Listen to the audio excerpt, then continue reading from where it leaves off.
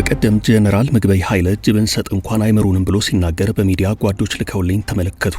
እኛ እንደ ምግበይ አይደለንም፣ አንክድም፣ ቃል አንሰብርም። ምግበይ ኃይለ እኮ ከፕሪቶሪያው ስምምነት በኋላ አዲስ አበባ መጥቶ ከኛ ጋር ተገናኝቶ በልቶ ጠጥቶ ውጭ ሀገር ልከነው ታክሞ መጥቷል። እንደርሱ ቂም የምንይዝ ቢሆን ኖሮ እንደ ምግበይ ከሃዲ ብንሆን ኖሮ እጃችን ገብቶ ነበረም። እንደ ምግበይ ከሃዲ ብንሆን ኖሮ ስብሐት ነጋን ከጉድጓድ አውጥተን ውጭ ሀገር አንልከውም ነበረም። ምክንያቱም እኛ መንግስት ነን፣ ኃላፊነት አለብን። ምግበይ እጅ ብንሰጥ እኮ አይምሩንም ማለት አይችልም። ወጣቶችን ያስጨረሰ ሰው ነው፣ ደም እጁ ላይ ያለበት። እኛ መክሰስ አይችልም። ይልቅ እንደ 2013 ዳግም መፎከር የለበትም። ያኔ እንኳን ቢፎከር ያምርበታል። ሁሉ በእጁ ሁሉ በደጁ ነበረም። ይህን ቃል የተናገሩት የጦር ኃይሎች ጠቅላይ ኤታማዦር ሹም ፊልድ ማርሻል ብርሃኑ ጁላ ናቸው። የፊልድ ማርሻሉ ረዘም ያለ ንግግርና ጥብቅ መልእክት በ4 ኪሎ መቀለ መካከል የተፈጠረውን ሰፊ ልዩነት የሚያሳይ ነው። የህወሓትና የፌዴራል መንግስት ልዩነት መስፋትና መካረር ወዴት እያመራ እንደሆነ ከሁለቱም በኩል እየቀረበ ያለውን ወቀሳ እንመለከታለን። አብራችሁን ቆዩ።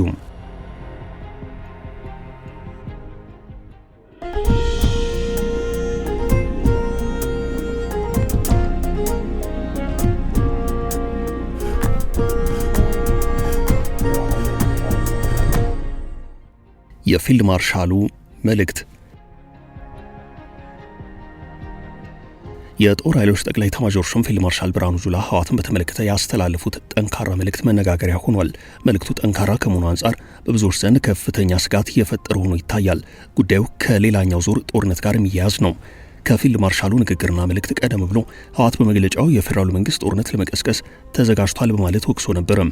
የህወሓትን ክስ ተከትሎ ከፕሪቶሪያው ስምምነት በኋላ ህወሓት የፈጸማቸው ድርጊቶች ወደ ጦርነት ለመግባት ከበቂ በላይ ምክንያቶች እንደሆኑ ፊልድ ማርሻሉ ተናግረዋል።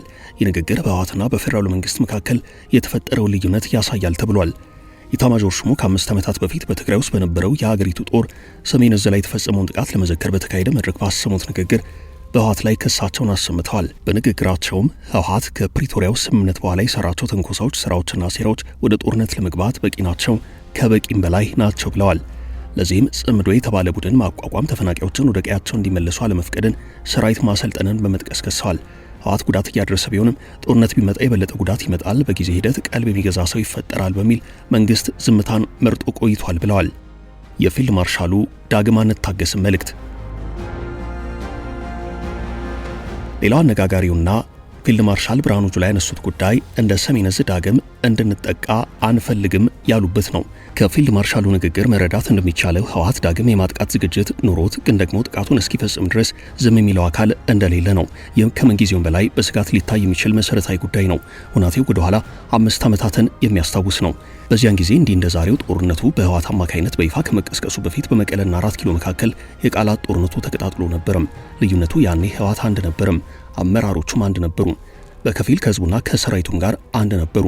ወታደራዊ አቅም እንዳለውም ይነገራል። ዛሬ ነገሮች ተቀያይረዋል። በቀዳሚነት አመራሩ ከሁለት ተከፋፍሏል። ከአመራሩ ክፍፍል ቀጥሎ ሰራዊቱም ከሁለት ተከፍሏል። አንደኛው ከህወሓት ወጥቶ ህወሓትን በትጥቅ ትግል ለመጣል የሚንቀሳቀስ ነው። ሁለተኛው ራሱ ህወሓት ሲሆን ጥምረቱንም ከኤርትራ መንግስት ጋር ማድረጉ ይታወቃል። ምናልባት ከፌዴራሉ መንግስት ጋር ያለው መካረር ከፍተኛ የሆነው ከዚህ አንጻር ሊሆን ይችላል። የፌዴራሉ መንግስት ከኤርትራ መንግስት ጋር በወደብ ጉዳይ የገባበት ውጥረት አለ። በዚህ ወቅት ህወሓትና የኤርትራ መንግስት አንድ መሆናቸው ለፌዴራሉ መንግስት ሌላኛው ስጋት ነው። ዋናው የመካሰስ ምክንያት እዚህ ጋር አንድ ብሎ ይጀምራል። ፊልድ ማርሻል ብርሃኑ ጁላ በዚህ ጉዳይ ያስተላለፉት መልእክት የተፈራውን እንደ ማፈንዳት ሊቆጠር የሚችል ነው። ዳግም እንደ ሰሜን ዕዝ ያለ ጥቃት ይፈጠር አይፈጠር፣ ይኖር አይኖር የሚያውቁት እነርሱ ራሳቸው ባለቤቶቹ ናቸው። የቀደመው ጦርነት የጀመረው ሰሜን ዕዝ በህወሓት ከተጠቃ በኋላ ነው።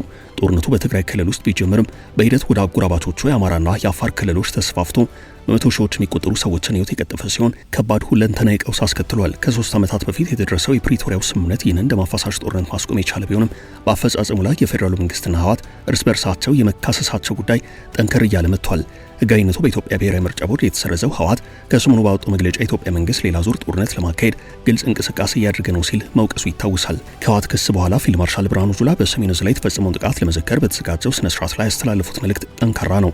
እውነቱ ለዘመናት የትግራይ ህዝብን ለመጠበቅ ሰፍሮ በነበረው ሰራዊት ላይ የተፈጸመውን ጥቃት አሳፋሪ ክህደትና የታሪክ ጠባሳ ሲሉ ገልጸውታል። ሰሜን ዕዝ ትግራይ የገባው ባድመ፣ ዛላምበሳና ጾረና ላይ ሆኖ የትግራይ ህዝብን ከሻዕቢያ ለመከላከል ነው ሲሉ በማስታወስ በራሱ ወገን መከዳቱን ፊልድ ማርሻል ብርሃኑ ጁላ ተናግረዋል። የኃይል ክህደቱን ከጀመረ 50 ዓመት ሆኖ ግብጾች ሻዕቢያን ቀጥረው ሻዕቢያ እርሱን ቀጥሮ ኢትዮጵያን ወቅቶ የባህር በር ያሳጣንና አገር ያስገነጠለ ከሃዲ ቡድን ነው ብለውታል። ኢታማዦር ሹሙ ንግግራቸውን ቀጥለው የተወሰኑ ቡድኖች እንጂ የትግራይ ህዝብን እና በአጠቃላይ የህወሓት አባላትን አይመለከትም ሲሉም ተናግረዋል። ካሁን በኋላ የትግራይ እናት እናስለቅሳለን በሚል እየሰሩ ስለሆነ የትግራይ ህዝብ ራሱን ነጻ ማውጣት አለበት፣ የህወሓት ጉጅለ የትግራይን ህዝብ ዕጣ ፈንታ መወሰን የለበትም ብለዋል። በአንድ ወገን ብቻ ጦርነት ማስቀረት እንደማይቻል የተናገሩት ፊልድ ማርሻሉ ብሔራዊ ጥቅማችን በሰላማችን ከመጣና ድንበራችንን ካለፈ መዋጋት አለብን፣ የተደራጀነውም የታጠቅነውም ለዚያ ነው ሲሉ አስጠንቅቀዋል። መስከረም ወር መጨረሻ ኢትዮጵያ የውጭ ጉዳይ ሚኒስቴር የኤርትራ መንግስትና ህወሓት ጽምዶ በሚል ጥምረት ኢትዮጵያ ላይ ጦርነት ለመክፈት እየሰሩ ነው ሲል ለተባበሩት መንግስታት ድርጅት አቤት ብሎ ነበረም። ህወሓት በበኩሉ በህወሓትና በትግራይ ህዝብ ላይ የተሳሳተና ፖለቲካ ኢላማ ያዘለ ክስ ተሰንዝሮብኛል ሲል በጻፈው ደብዳቤ የቀረበበትን ክስ አስተባብሏል። የኤርትራ ማስታወቂያ ሚኒስቴር የማነ ገብረ መስቀል ኢትዮጵያ የላከችውን ደብዳቤ ድፍረት የተሞላውና እጅግ አሳሳች ሲሉ በኤክስ ገጻቸው ተችተዋል። የቀይ ባህር አጀንዳ ከኤርትራ ጋር ያለውን ውጥረት ከፍ ያደርገው ሲሆን በትግራይ የህወሓት ኃይላት ክፍፍልና አንደኛው የህወሓት ቡድን ከኤርትራ ኃይላት ትብብር እንዳለ ከተገለጸ ወዲህ ጦርነት ሊቀሰቀስ ይችላል የሚል ስጋት አለም። በሁለቱም በኩል ይፋ የሆነው ሚስጥር ከፊልድ ማርሻሉ ንግግርና መልእክት ቀደም ብሎ ጄኔራል ምግበይ ኃይለ በአክሱም ከተማ ተገኝተው ያስተላለፉት መልእክት ነበረም። መልእክቱ ለኤርትራ መንግስት ጥሪ እስከ ማስተላለፍ የደረሰ ነው። መቼም ጄኔራሉ ስማቸው ይበልጥ የታወቀው በኢትዮ ኤርትራ ጦርነት ወቅት መሆኑ የሚዘነጋ አይደለም። ከባድመው ውጊያ በኋላ ጄኔራሉ ዝነኛ የመሆን ዕድል አግኝተዋል። እንዲያም ሆኖ ጄኔራሉ የታወቁት በአንድ በሌላ ለየት ያለ ታሪካቸው ነው። በነገራችን ላይ የእናቶች ዥንጉርጉር ነው እንደሚባለው ለህወሓት የሚስማማው አገላለጽ ይህ ሳይሆን አይቀርም። ህወሓት ውስጥ ብዙ አይነት ጄኔራሎች አሉ። ከነዚያ መካከል ከፊሉ ጄኔራል ከኤርትራ ጋር በሐሳብም በዓላማም የሚስማማ ነው። ከፊሉ ጄኔራልና አመራር ደግሞ ከኤርትራ በተቃራኒ ቆሞ ቀዳሚ ጠላት የሚያደርገው ፕሬዚደንት ኢሳያስ አፈወርቂ ነው። እንደገና አጠቃላይ ህወሓትን የሚያሰጋ ጉዳይ ሲፈጠር ደግሞ ወደ ኤርትራ የሚያፈገፍግና በዚያም የኤርትራ መንግስት ልዩ ድጋፍ የሚጠይቅ አለም። ከዚህ አንጻር በህወሓት ውስጥ የተፈጠረው የኃይል አሰላለፍ በራሱ ታሪክ ሊፈተሽ የሚችል ነው። የሆነ ሆኖ ጄኔራል ምግበይ ኃይለ በዚህ ጊዜ ኤርትራን መርጠው ጥሪ አቅርበዋል።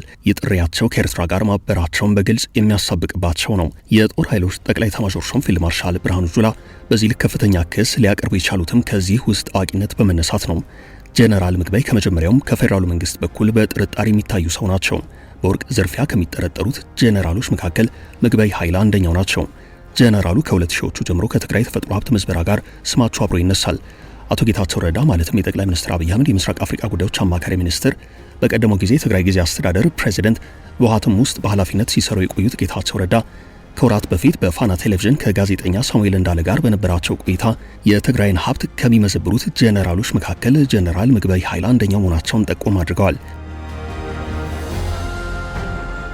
በትግራይ ደቡብ ምዕራብ አካባቢ የሚደረጉ የወርቅ ማውጣት በህገወጥ መንገድ ወደ ኤርትራና ወደ ሱዳን እንደሚልኩ ይነገራል። የሆነ ሆኖ በቅርቡ በተጨባጭ ሁናቴ በጄኔራሉ በኩል ይፋ የሆነው አቋም ለህወሓትም እንደሚሆን ተገማች ነው። የዛኑ ያህል በፊልድ ማርሻሉ በኩል የተላለፈው ጠንካራ መልእክት የፌዴራሉ መንግስት አቋም የሚያንጸባርቅ ነው። በዚህም ተባለ በዚያ ግን የፕሪቶሪያው የዘላቂ ግጭት ማቆም ስምምነት አደጋ ላይ መሆኑን መረዳት ይቻላል።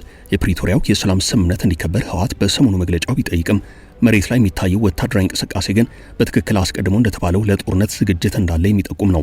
በአሁኑ ሰዓት ህወሓት 250 ሺህ ጦር እንዳለው ይፋ ሆኗል። አዳዲስ ኮማንዶ በማሰልጠን ሲያስመርቅ ይታያል። በሱዳንና በኤርትራ በኩል ጦር መሳሪያ በማስገባት ሰራዊቱን ሲያስታጥቅ መቆየቱን መረጃዎች ያሳያሉ። ከህወሓትና ከኤርትራ ጀርባ ደግሞ የካይሮ እጅ መኖሩ ጉዳዩን ይበልጥ አሳሳቢ ያደርገዋል። ሌላ ዙር ጦርነት እንዳይቀሰቀስ የሚለው ስጋት እየተነሳ ያለውም ከዚህ የኃይል አሰላለፍ አንጻር ነው። በአስመራና 4 ኪሎ እንዲሁም የመቀለና 4 ኪሎ መካከል እንዲሁም በፌዴራሉ መንግስትና በህወሓት መካከል እየተባባሰ የመጣው መካሰስ የዘፈን ዳርዳርታው ለእስክስታ ነው እንዲሉ የጦርነት መጀመሪያ የቃላት ጦርነት ነው የሚለውን አባባል የሚያስታውስ ሆኗል።